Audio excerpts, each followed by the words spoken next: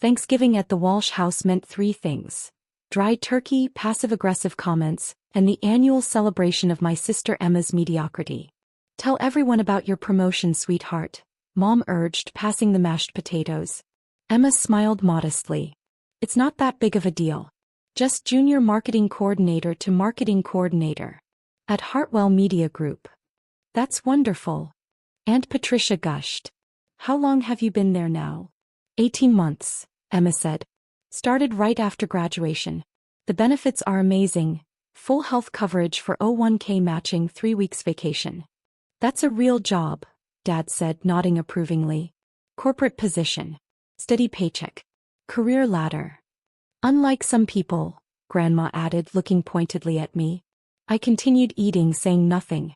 "Claire's doing her own thing," Mom said with that apologetic tone I'd learned to ignore.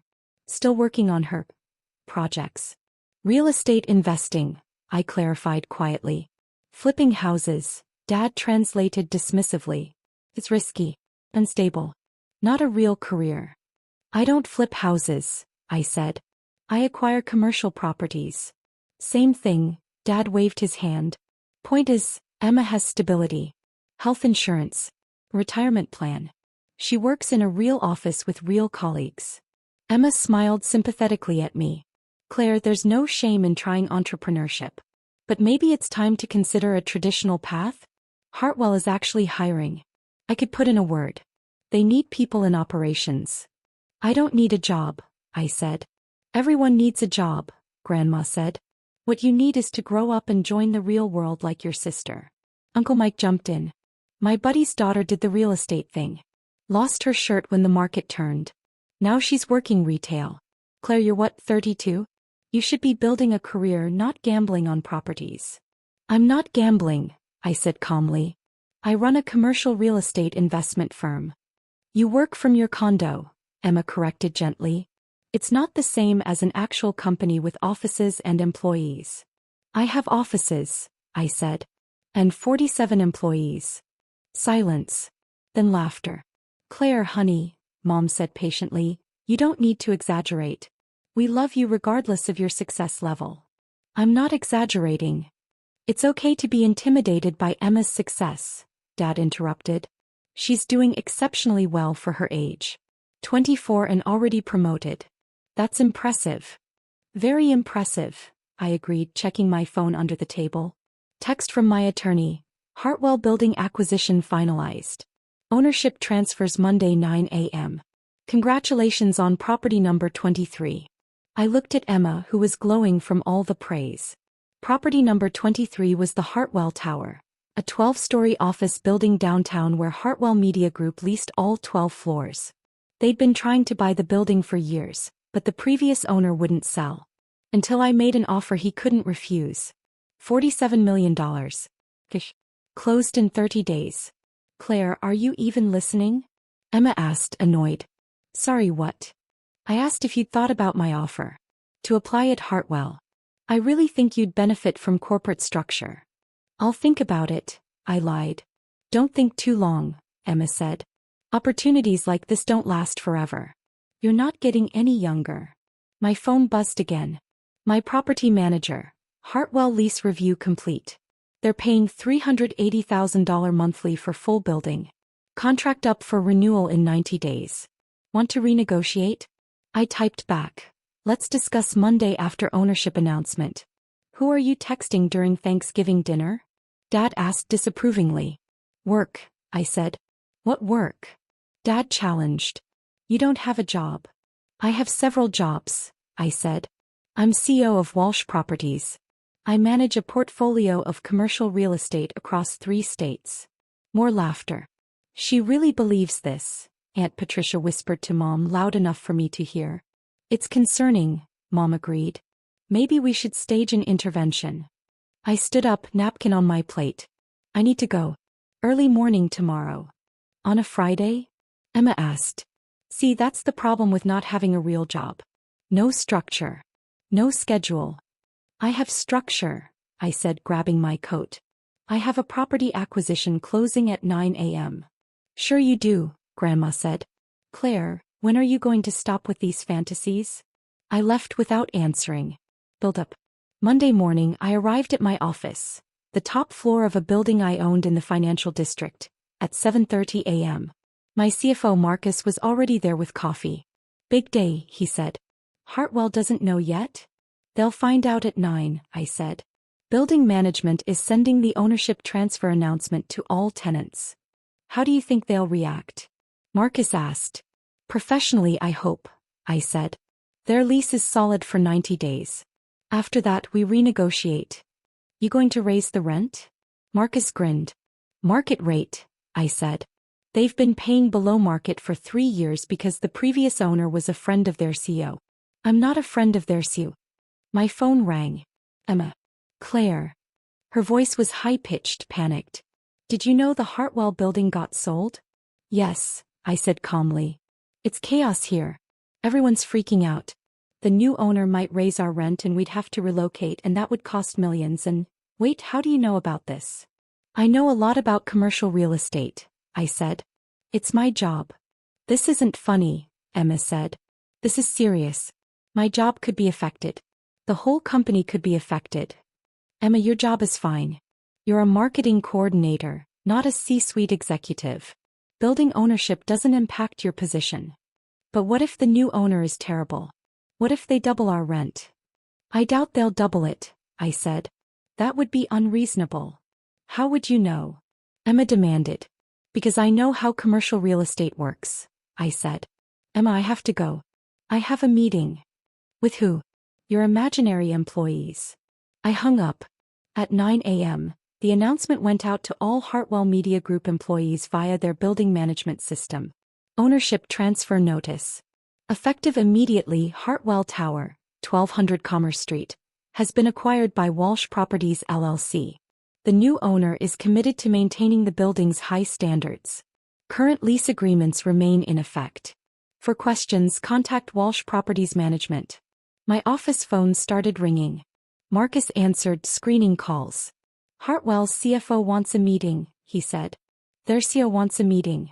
Their head of operations wants a meeting. Schedule them all for Thursday, I said. Let them sweat for 3 days. At 9:47 a.m., Emma called again.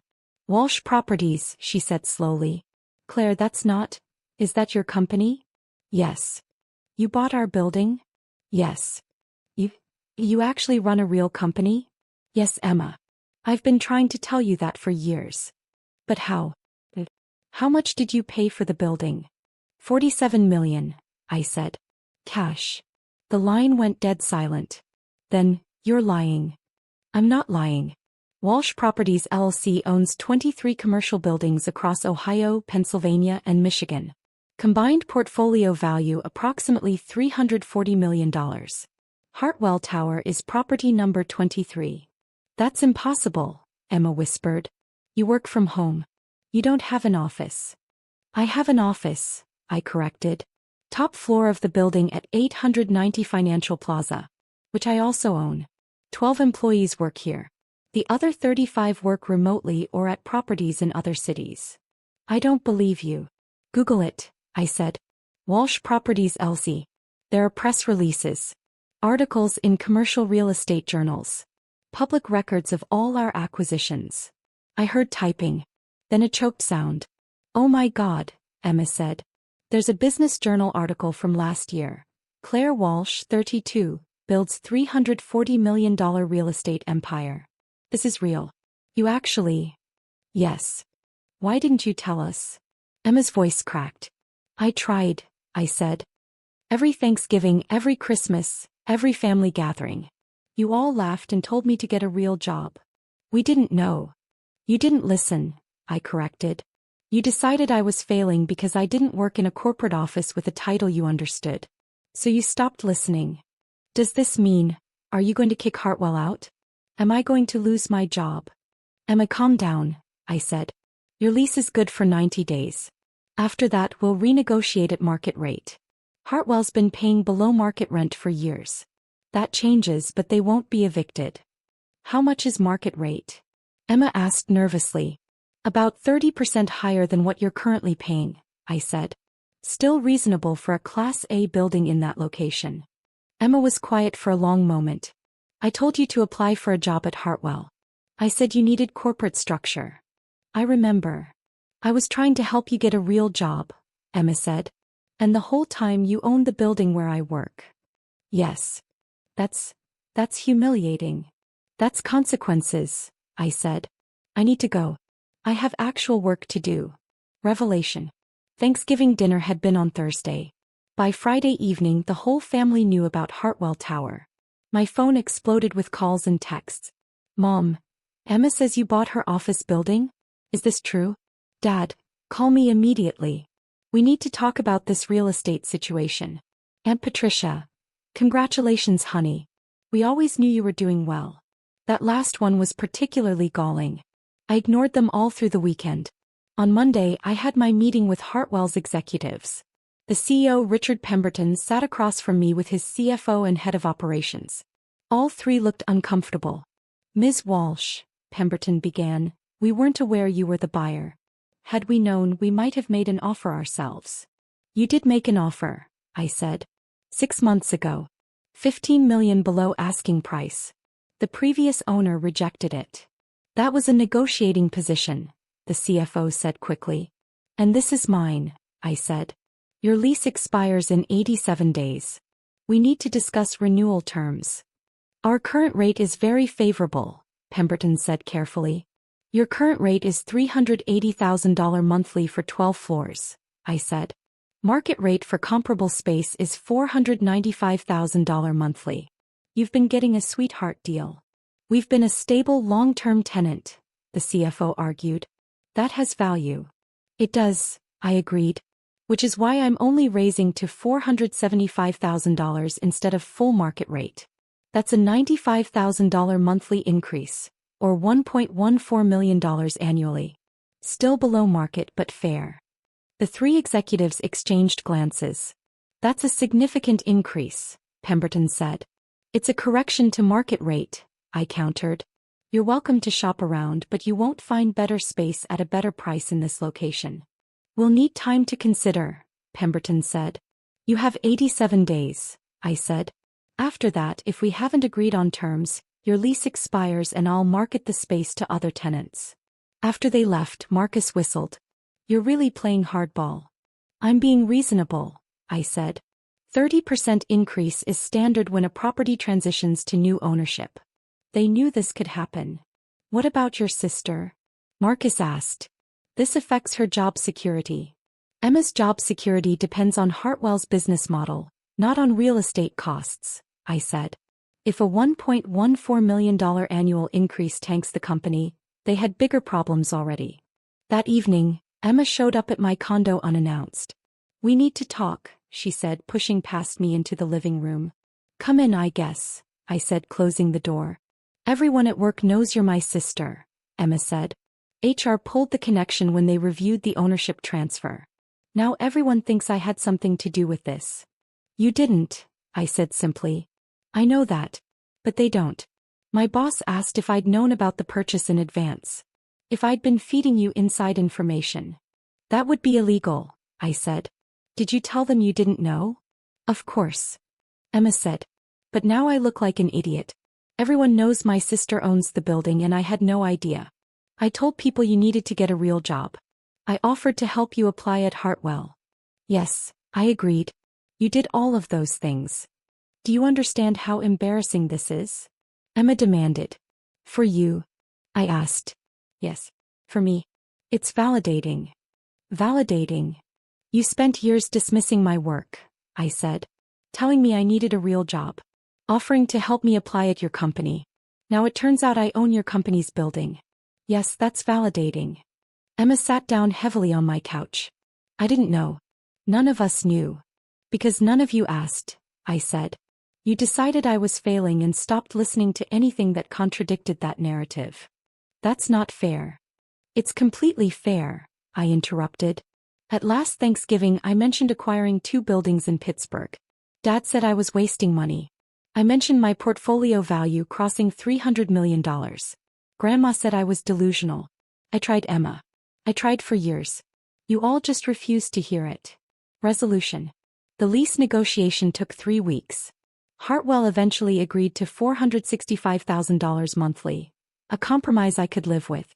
Emma avoided me for a month, then called. I need to apologize, she said. Really apologize. Not just for being embarrassed but for years of dismissing you. Hey, I said. I was jealous, Emma admitted. You were always smarter than me. Better at math, at problem solving, at seeing opportunities. When you went into real estate, I hoped you'd fail. It would prove that my corporate path was better. Smarter. More legitimate. That's honest, I said. When you tried to tell us about your success, I shut you down, Emma continued. I made fun of you working from home. I offered you entry-level jobs. I wanted you to need my help. I know, I said. Can you forgive me? Emma asked. Eventually, I said. But not right now. Right now, I'm still processing 6 years of being told to grow up and get a real job while I was building a 9-figure company. That's fair, Emma said quietly. For what it's worth, I quit Hartwell. What? Why? Because I can't work there anymore, Emma said. Everyone knows you're my sister. Every conversation is weird. My boss treats me differently. I needed a fresh start. Emma, you didn't have to do that. I did, Emma interrupted. I needed to prove I could succeed on my own merit. Not because my sister owned the building. Not because I had some imaginary inside advantage. Where are you working now? I asked. Small marketing agency, Emma said. Less prestige. Lower pay. But it's mine. My achievement. Not connected to you at all. Good for you, I said and meant it. 3 months have passed. Emma and I text occasionally, brief, cordial messages. She's doing well at her new job. Genuinely proud of what she's building. Mom and Dad invited me to Christmas. I declined. Sent a gift basket instead. Aunt Patricia reached out asking for investment advice. I sent her to a financial planner. Grandma left a voicemail saying she always knew I'd be successful. I deleted it. Last week, Walsh Properties acquired property number 24, a 15-story office complex in Cleveland. Purchase price, $62 million. Portfolio value now, $402 million. I'm 33 years old. I own $400 million in commercial real estate. I employ 47 people. I have a career that's stable, profitable, and mine. Everything my family told me to get. I just got it my own way. And when they finally saw what I'd built, they couldn't deny it anymore. That's not revenge. That's just reality.